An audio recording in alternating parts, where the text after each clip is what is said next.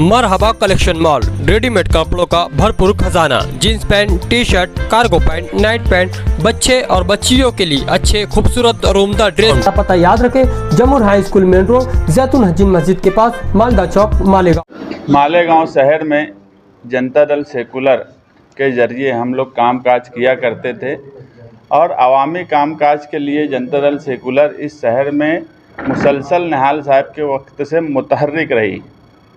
हालात अच्छे और बुरे पार्टी के साथ दोनों लगे रहे।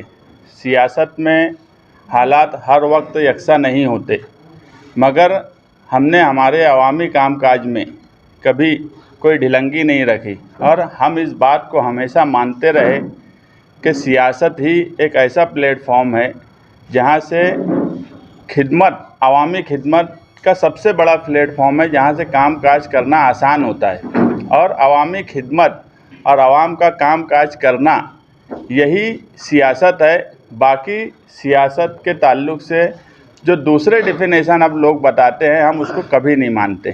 सियासत का अव्वल डिफिनेशन यही है कि ये अवामी खिदमत और आवाम को फ़ायदा पहुंचाने के लिए, उनकी तकलीफ़ को दूर करने के लिए कामकाज करना। उसी सिलसिले में हमने हमेशा काम किए। एक वक्त जनता दल का ऐसा रहा कि मुल्की सतह पर जनता दल के प्राइम मिनिस्टर रहे, महाराष्ट्र में जनता दल सरकार में रही, निहाल साहब मिनिस्टर रहे, अपोजिशन लीडर रहे। इसी तरीके से कामकाज चलता रहा। वक्त के साथ सोशलिस्ट नज़रिया और जनता दल पार्टी के टुकड़े होते गए और उन नज़रियात के टुकड़े होने की वजह से कहीं ना कहीं मुल्की सतह पर जनता दल कमज़ोर हुई और जनता दल सेकुलर मुसलसल कमज़ोर हुई। मगर उसके बावजूद हमने मालेगांव शहर में जनता दल के बैनर तले मुतहर्रिक रहे, लोगों का कामकाज करते रहे। एक वक्त ऐसा आया कि लोगों ने हमें ये मशवरा दिया कि अब जनता दल सेकुलर का मुल्की सतह या रियासती सतह पर वो दबदबा और वो असर नहीं बचा, इसलिए आप पार्टी बदल दो।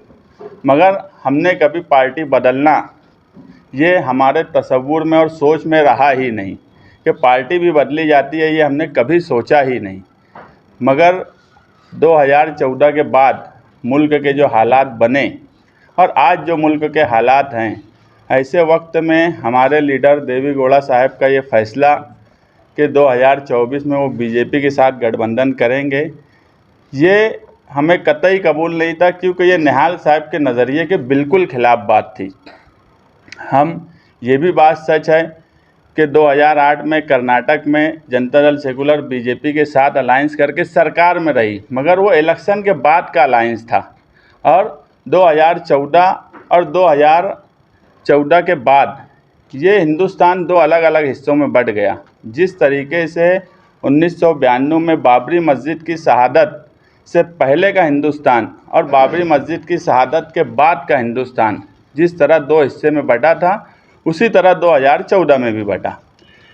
इन सारे हालात में हमने 2 अक्टूबर को फ़िरका परस्ती के ख़िलाफ़ एक सिंबॉलिक मानकर और मुल्क को और जनता दल सेकुलर के दूसरे रियासत और हमारी महाराष्ट्र की रियासत को एक मैसेज देना चाहते थे कि हम फ़िरका परस्ती के ख़िलाफ़ हैं। और मालेगांव शहर में जो हालात दिन ब दिन बनते चले गए, आप लोग देखे होंगे, वो ईदगाह ग्राउंड से लेकर 15 अगस्त तक शिवाजी पुतले तक भगवा झंडे का सवाल हो, हमने मुसलसल फ़िरका परस्ती के ख़िलाफ़ आवाज़ बुलंद की। और इस बात का हमें फ़ख्र है कि इस शहर में हम कभी पुलिस से नहीं डरे, बड़े से बड़ा फ़िरका परस्त लीडर हो उससे नहीं डरे। अगर फ़िरका परस्ती का मुँह तोड़ जवाब देने का इस शहर में सवाल आया, वो गढ़ की यात्रा का सवाल हो। अभी गढ़ की यात्रा के मामले में हमने जो एप्लीकेशन पुलिस स्टेशन में दिया था, उसका जवाब 2 दिन पहले मेरे पास आया कि उन लोगों पर और कई कलमें लगा दी गई है। तो ये कहीं ना कहीं फ़िरका परस्ती के ख़िलाफ़ हम लड़ रहे हैं, मालेगांव शहर की आवाज़ बुलंद कर रहे हैं, हम ये बात मानते हैं। ऐसे वक्त में हमारे इस्तीफ़े के बाद कई पॉलिटिकल पार्टीज़ का हमें दावत आई, ऑफ़र आया कि हम उनके साथ ज्वाइन हों। मैं जो भी पॉलिटिकल पार्टी ने हमें दावत दी, हम सभी का शुक्रिया अदा करते हैं कि उन्होंने हमें इस काबिल समझा और हमें दावत दी। मगर हमारे शहर के वर्कर और महाराष्ट्र जनता दल सेकुलर में जो बॉडी थी, हमने साजिदा मैडम को एक बात कही थी कि मालेगांव को देखकर महाराष्ट्र में जो भी लोग महाराष्ट्र जनता दल से बातचीत करना चाहते हैं, तो हम चाहते हैं कि जो भी आपके तवज्जुह से सेवा दल के लोग, सोशलिस्ट नज़रिए के लोग, जनता दल सेकुलर में जो जिम्मेदारान देवी गौड़ा के फैसले के ख़िलाफ़ हैं, उन लोगों को आप राज़ी करें और मुश्तरका महाराष्ट्र जनता दल सेकुलर का कोई फ़ैसला हो, इसकी कोशिश करें। साजिदा मैडम ने भी मुसलसल प्रताप उगाड़े हो गए, रेवन भोसले हो गए, पीडी जोशी हो गए और इन जैसे और भी लीडरान से मुसलसल राब्ता करके कहीं ना कहीं उन्हें एक राय पर हमवार करने की कोशिश साजिदा मैडम ने की। हम उनका भी शुक्रिया अदा करते हैं कि सबसे ज़्यादा अगर महाराष्ट्र जनता दल सेकुलर को एकजुट करने में किसी की कोशिश रही तो वो साजिदा मैडम की रही। और उस नज़रिए के साथ हमने तमाम ही पार्टीज़ की नियमावली देखी, उनकी घटना देखी, उनका काम करने का तरीका देखा, मुल्क के हालात देखे, मालेगांव शहर के हालात देखे और उसके बाद हमने ये फ़ैसला किया कि आज के मुल्क के हालात और मालेगांव शहर के जो हालात बने हैं, इस लिहाज से हम समाजवादी पार्टी में शमूलियत इख्तियार करेंगे, प्रवेश करेंगे, क्योंकि उसकी नियमावली और हमारे नज़रियात कहीं ना कहीं मेल खाते हैं। हम एक ही नज़रिए से समाजवाद के नाम से शुरू किए गए लीडरान हैं। निहाल साहब भी समाजवादी लीडर माने जाते थे, वो एस.एम. जोशी साहब हों, जयप्रकाश नारायण हो, राम मनोहर लोहिया हो, ये सब एक नज़रिए के साथ थे।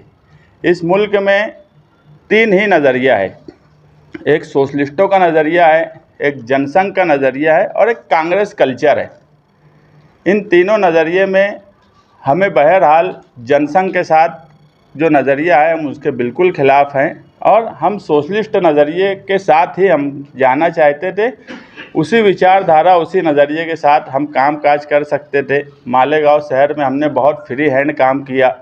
हमें कभी ऊपर के लीडरान की तरफ से ये नहीं कहा गया कि ये मत करो या वो मत करो, कोई प्रोटोकॉल हम पर नहीं था और हम ऐसा चाहते थे कि पार्टी भी ऐसी हो जो हमारे मिजाज से मिलती जुलती हो। आज मुल्क के जो हालात हैं, अखिलेश यादव साहब से हमारी लखनऊ में मुलाकात हुई।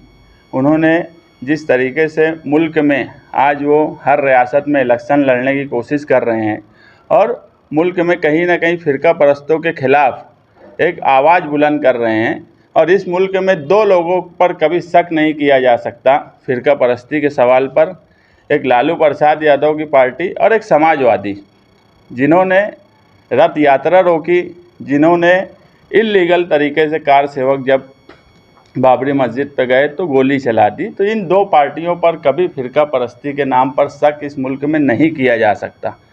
बाकी आज के हालात में ईडी का डर, रुपये पैसे का लालच, ओहदे का लालच, ख़ानदान में लोगों को एक दूसरे से मिलाने के लिए कहीं ना कहीं लोग आज दबाव में आ जा रहे हैं। मगर हम इन 2 पार्टियों पर शक नहीं कर सकते और महाराष्ट्र में हमें ऐसी पार्टी चाहिए थी जिसकी लीडरशिप मजबूत हो और वो लीडरशिप हमें कहीं ना कहीं अबू आसिम आज़मी साहब में दिखी, जो असम्बली से लेकर रोड तक एक मुकाबला करते हैं, फ़िरका परस्ती के ख़िलाफ़ लड़ते हैं, लोगों का काम करते हैं और ख़ास तौर से जो पिछड़े हैं उनके लिए आवाज़ बुलंद करते हैं।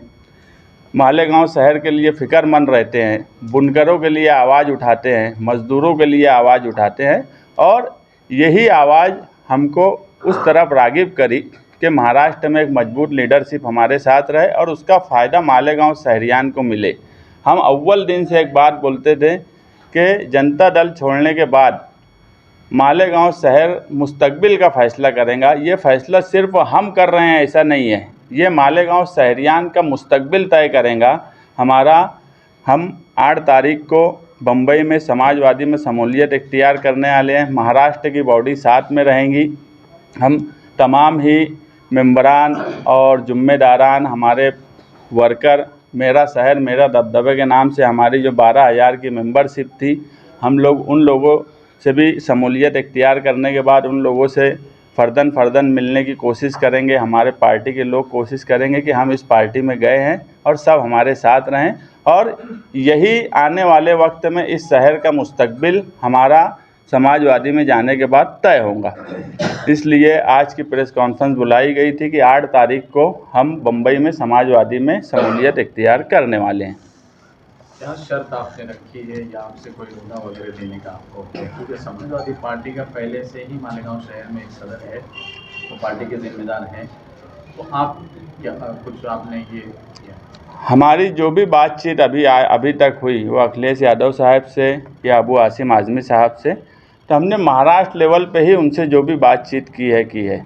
मालेगांव के ताल्लुक से हमने कोई बात नहीं रखी। हाँ, आने वाले वक्त में इलेक्शन के ताल्लुक से हमने अखिलेश यादव साहब से भी बात की है और अबू आसिम आज़मी साहब से भी बात की है कि आने वाले वक्त में पार्लियामेंट का जो इलेक्शन है और असम्बली जो होने वाला है, तो उस ताल्लुक से हमने उनसे साफ साफ बात की है। अब पार्टी के सदर के ताल्लुक से बात ऐसी है कि हम किसी भी पार्टी में जाते हैं, मालेगांव में छोटी बड़ी हर पार्टी के जिम्मेदारान सदर हैं। हमारी कोशिश यही रहेगी कि हम सबको लेकर एक साथ चलें और हम सबको जोड़कर चलने की कोशिश करेंगे। उम्मीदवारी आप असेंबली की भी मांग सकते हैं और पार्लियामेंट? असेंबली की उम्मीदवारी हमने मांग ली है और हमें यकीन दिलाया गया है कि असेंबली की उम्मीदवारी हमें दी जाएंगी। इसके अलावा और उसमें क्या क्या बातें हैं, अखिलेश यादव साहब का मालेगांव में एक जलसा होने वाला है बम्बई में शमूलियत के बाद। अभी जो 5 रियासतों में इलेक्शन चल रहा है, 3 दिसंबर को उसका रिज़ल्ट है, उसके बाद की वो डेट देने वाले हैं और उस इलेक्शन में बाकी सारे वो जलसे में बाकी सारे बात इलेक्शन के ताल्लुक से और पार्लियामेंट के ताल्लुक से जो उनसे बात हुई है उसका खुलासा करेंगे। प्रदेश के जो लीडर है वो भी